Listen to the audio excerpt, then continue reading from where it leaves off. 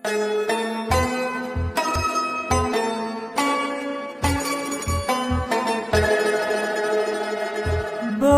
के लब आजाद है तेरे।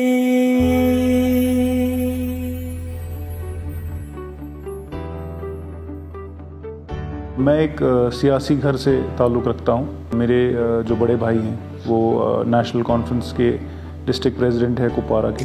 मेरी कोई पॉलिटिकल एस्पिरेशंस नहीं थी एज सच, ख़ासतौर पे इलेक्टोरल पॉलिटिक्स में तो बिल्कुल भी नहीं।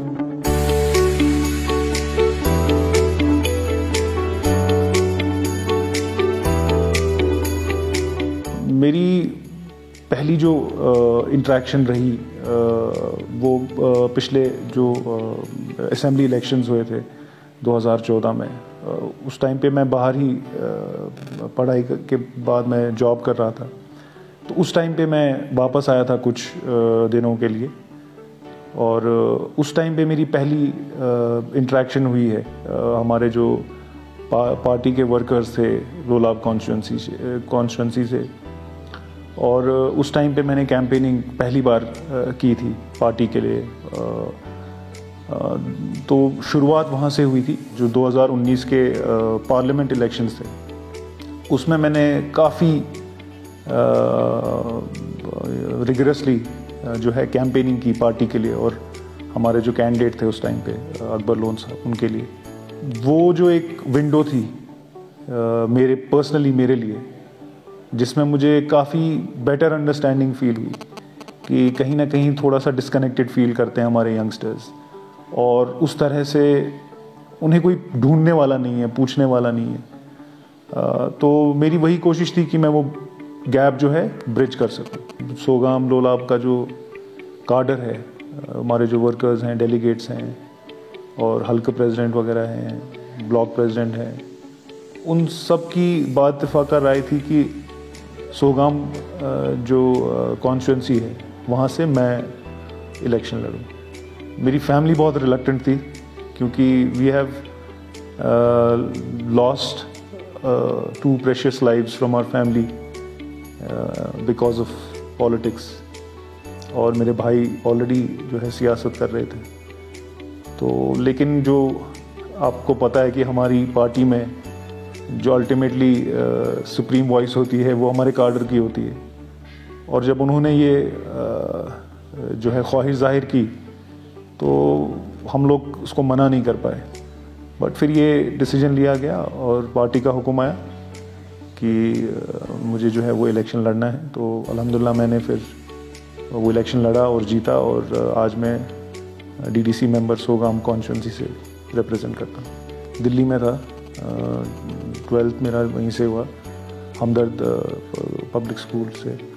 उसके बाद दिल्ली यूनिवर्सिटी से ग्रेजुएशन की, बीकॉम किया था मैंने, और फिर मास्टर्स जो है जर्नलिज्म में मास com MCRC Jamia Millia university से किया। 17-18 में जो है आई मूव बैक, एंड तब से I have been in Srinagar, in Lolab, in Kupwara. Development एक कंटिन्यूस प्रोसेस है। ये कोई ऐसा काम नहीं है कि आप एक बार कर देंगे तो उसके बाद ज़रूरत नहीं पड़ेगी। ये इवॉल्व होता रहता है वक्त के साथ साथ। तो ज़मीनी सतह पे जो इश्यूज़ हैं लोगों के, वो वही इश्यूज़ हैं जो मुझे लगता है हर एक गांव के या इलाके के या कॉन्स्टिट्यूंसी के है पूरे जम्मू कश्मीर में। सड़क, बिजली, पानी, जो बेसिक फैसिलिटीज़ हैं। अब मेरी ये कोशिश रही है कि अपार्ट फ्रॉम जो हमारा नॉर्मल डेवलपमेंटल प्रोसेस होता है जिसमें आप सड़कों के लिए काम करते हैं या आप पानी के लिए काम करते हैं, बिजली के लिए काम करते हैं, मेरी पर्सनली ये कोशिश रही है कि 2-3 सेक्टर्स पे मेरा ज़्यादा फोकस हो, और जिसमें से अव्वल नंबर पे मैं मतलब तरजीह देने की कोशिश करता हूँ हेल्थ सेक्टर को, क्योंकि मुझे लगता है कि उसमें काफ़ी इम्प्रूवमेंट की ज़रूरत है। हेल्थ सेक्टर में मेरी कोशिश रही है, जो मेरे एरिया में एक SDH आता है और 3 PHCs आती हैं और कोई 10 के करीब छोटे छोटे हेल्थ सेंटर्स आते हैं। तो मैंने पिछले अपने 2 साल के जो बजट्स हैं जो हमें डिस्ट्रिक्ट डेवलपमेंट काउंसिल की तरफ से मिलता है, मैंने कोशिश की है कि एक अच्छा अमाउंट जो है मैं हेल्थ सेक्टर में लगा हूँ। और मुझे लगता है अभी तक तकरीबन 50-60 लाख रुपए जो है मैं कंट्रीब्यूट कर पाया हूँ सिर्फ हेल्थ सेक्टर के लिए, जिसमें हमारा SDH सोगाम है उसके लिए हमने सामान खरीदा। जो PHCs हैं, लालपुरा है, टिकीपुरा है, दिवर है, उनके लिए हमने सामान खरीदा। मैं एक दिन बहुत हैरान हुआ। मैं एक दिन दिवर इलाके के दौरे पे था और मैं वहाँ PHC में गया और मैं ऐसे ही इंटरेक्ट कर रहा था तो एक पेशेंट से पूछा मैंने कि मतलब कैसा चल रहा है ये, और उसने बड़ी मतलब डिसहार्टन होके बोला कि मुझे ना अब सोगाम जाना है क्योंकि मुझे ये ECG कराना है और फिर वापस डॉक्टर साहब को दिखाना है। तो मैं बहुत हैरान हुआ और मैंने फिर जो हाँ हमारे डॉक्टर साहब थे, डॉक्टर सोहेल, उनसे पूछा कि मतलब इसको ECG कराने के लिए सोगाम क्यों जाना है। एंड ही सेड कि बिकॉज हमारे पास मशीन अवेलेबल नहीं है। So that was the day I decided कि जो ये छोटी छोटी गैप्स हैं, देखिए हमारे लिए शायद बहुत छोटी चीज़ होगी एक ECG मशीन, लेकिन उस शख्स के लिए, उस इंसान के लिए सिर्फ उस ECG के लिए उसको दिवर से सोगाम जाना है और फिर सोगाम में वो ECG करा के वापस आके डॉक्टर साहब को दिखाना है। तो फिर मैंने हर एक PHC में ECG मशीन्स, जो कार्डियक मॉनिटर्स हैं और जो ऐसी छोटी छोटी चीज़ें हैं जो ये गैप्स हैं वो फिल की और वो इंस्टॉल भी होगी और अल्हम्दुलिल्लाह फंक्शन भी कर रही है। इसी तरह जो बाकी छोटे छोटे हमारे हेल्थ सेंटर्स होते हैं वहाँ पे फर्नीचर नहीं था। पेशेंट आता था तो वो एक टूटे फूटे टूल पे बैठता था। तो फिर हमने सारे जितने भी हमारे ये छोटे हेल्थ सेंटर्स है वहाँ के लिए एटलीस्ट एक कुर्सी और एक मेज़ जिस पे एक पेशेंट जाके बैठे, एजुकेशन सेक्टर है। मैं पिछले 2 साल से कोशिश कर रहा हूँ कि एक लाइब्रेरी जो है मेरे एरिया में इस्टेब्लिश हो और अल्हम्दुलिल्लाह उस पर I think 90% work is complete and I am hopeful कि इस साल हम लोग वो जो लाइब्रेरी भी हैं वो भी शुरू करने वाले हैं। इसके अलावा मुझे कहीं ना कहीं लगता है कि लोलाब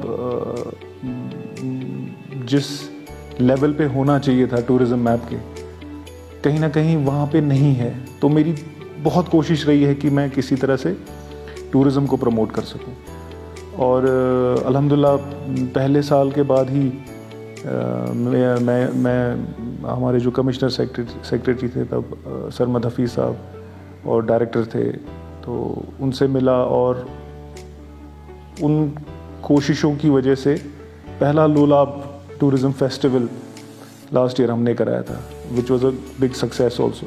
तो इस तरह से एक तो जो इंफ्रास्ट्रक्चर है टूरिज़्म का उसको ज़्यादा से ज़्यादा मजबूत करने की कोशिश कर रहे हैं और जो एक प्रमोशन है लोलाब को as a legitimate tourist destination in Kashmir valley, तो उसके साथ साथ वो भी कर रहे हैं हम।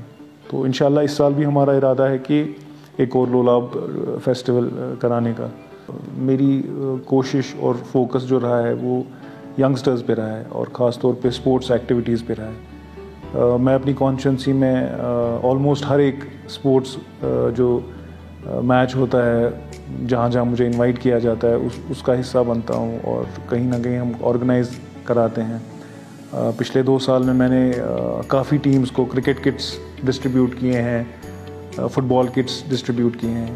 तो इसका मुझे लगता है कहीं ना कहीं सबसे बड़ा रीज़न है कि आज के टाइम पे जो रिसेंटली एक सर्वे हुआ था और जिससे ये चीज़ वैलिडेट भी हो गई थी कि अराउंड 1 मिलियन यंगस्टर्स जो हमारे जम्मू कश्मीर के हैं वो ड्रग्स में मुब्तला हैं, मंशियात में मुब्तला हैं। तो वो एक बहुत चौंका देने वाला फिगर है, 10 लाख, और जिसमें से आई थिंक 40% के अराउंड जो है औरतें भी हैं, जो हमारी बच्चियां हैं या बहनें हैं। तो मुझे लगता है वो हम सब के लिए एक वेकअप कॉल होना चाहिए। और जो मुझे लगता है आज के टाइम पे ही जो एक सबसे बड़ा चैलेंज हमारे लिए है वो इसी ड्रग्स के ख़िलाफ़ लड़ना है। इनफैक्ट अगर मैं आपको कुपवारा की बात करूं, जो ड्रग्स के केसेस सामने आए हैं पिछले कुछ सालों में वो बहुत तेज़ी से बढ़ रहे हैं। तो अल्हम्दुलिल्लाह उसके ख़िलाफ़ हमने काफ़ी हर फोरम पे आवाज़ भी उठाई है। इनफैक्ट हम लास्ट जो हमारी डिस्ट्रिक्ट डेवलपमेंट काउंसिल की मीटिंग हुई, वहाँ पे हमने एक रेजोल्यूशन भी पास किया और एक ओथ भी उठाई इसी ड्रग्स के ख़िलाफ़ लड़ाई लड़ने के लिए। मुझे लगता है कहीं ना कहीं हमारे यंगस्टर्स को हिस्ट्री पढ़नी चाहिए। मेरा ख्याल है कि जब आप हिस्ट्री पढ़ते हैं और जब आप नेशनल कॉन्फ्रेंस का कंट्रीब्यूशन देखते हैं, शेर कश्मीर का जब आप कंट्रीब्यूशन देखते हैं, जब आप पढ़ते हैं, जब उसे अंडरस्टैंड करते हैं, तो मुझे नहीं लगता है कि आपको कोई और जमात या कोई और लीडरशिप उस तर्ज पे या उस लेवल पे समझ आएगी। तो मेरा पर्सनली जो रीज़न था वो कहीं ना कहीं ये भी था, क्योंकि मैं एक I am a student of history and I love history and इसकी शुरुआत किताबें पढ़ने से नहीं हुई। मुझे बचपन में बहुत मज़ा आता था अपने बुज़ुर्गों के साथ बैठने का और उनसे बात करने का, उनसे दलीलें सुनने का। तो शुरुआत वहाँ से हुई। तब इंसान को समझ आता था कि हम कहाँ थे और आज कहाँ आए हैं, और उसमें नेशनल कॉन्फ्रेंस का क्या कंट्रीब्यूशन है, जनाब शेर कश्मीर शेख मोहम्मद अब्दुल्ला का क्या कंट्रीब्यूशन है। तो ये भी एक रीज़न है कि मैं कोशिश करता हूँ कि ज़्यादा से ज़्यादा यंगस्टर्स से बात करूँ और उन्हें बताऊँ कि आप किसी की बात मत सुने, आप एटलीस्ट हिस्ट्री पढ़ें, आप देखें कि मतलब क्या कंट्रीब्यूशन रहा है नेशनल कॉन्फ्रेंस का।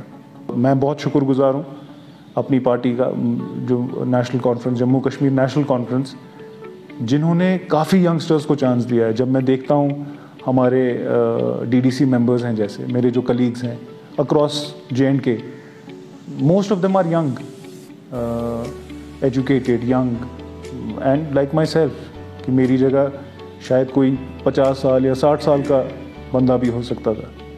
लेकिन अल्हम्दुलिल्लाह I am very happy that हमारे जो जम्मू कश्मीर नेशनल कॉन्फ्रेंस है, it is giving chance to youngsters, ताकि वो रिप्रेजेंट कर सके लोगों के एस्पिरेशंस और एक गैप जो बना हुआ है उसको ब्रिज कर सके। कहीं ना कहीं मुझे लगता है कि जो एक वो गलत नोशन फैलाया गया था या एक प्रोपेगेंडा कि जी यंगस्टर्स को जगह नहीं मिलती है नेशनल कॉन्फ्रेंस में, बहुत मुश्किल है, रिवायती सियासत चलती है वहाँ।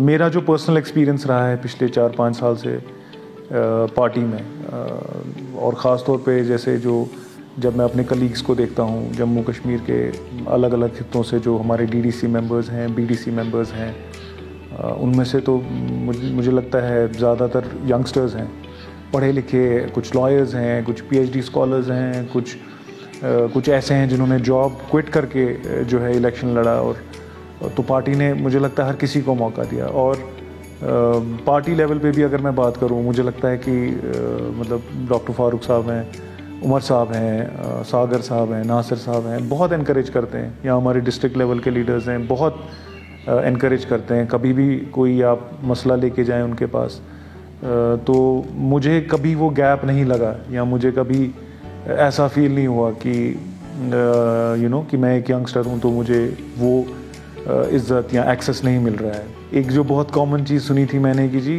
उमर साहब एक्सेसिबल नहीं हैं, उनसे मिलना बड़ा मुश्किल है। बट मुझे लगता है जब भी मैंने उनसे बात करने की कोशिश की है, he has been available and he has always encouraged. जब मैं पार्टी की तरफ भी देखता हूँ तो इतने यंगस्टर्स हैं जिनको मौका मिल रहा है, चाहे वो मीडिया सेल हो, चाहे वो सोशल मीडिया सेल हो, चाहे वो जो हमारी यूथ विंग है, चाहे विमेंस विंग है।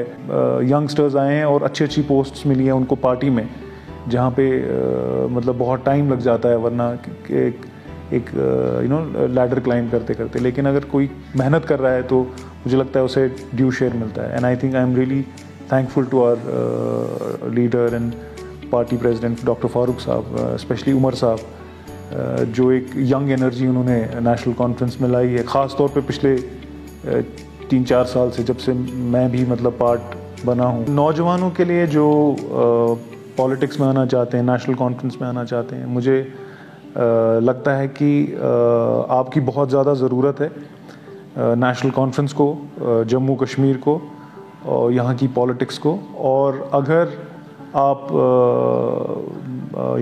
वाकई लोगों की नुमाइंदगी करना चाहते हैं तो मुझे लगता है कि नेशनल कॉन्फ्रेंस से बेहतर पार्टी और ज़रिया लोगों की खिदमत करने का नहीं है। तो बिल्कुल आप नेशनल कॉन्फ्रेंस ज्वाइन करें और आने वाले टाइम में जो है मेहनत करें इंशाअल्लाह, और ना सिर्फ जो है हमारी तंजीम नेशनल कॉन्फ्रेंस को मजबूत करें, बल्कि जो हमारी रियासत जम्मू कश्मीर जो जिस मकाम पे थी, इंशाअल्लाह अगर आप साथ होंगे, मेहनत करेंगे, साथ चलेंगे, तो मुझे लगता है वापस जो है वो मकाम हम हासिल कर सकते हैं।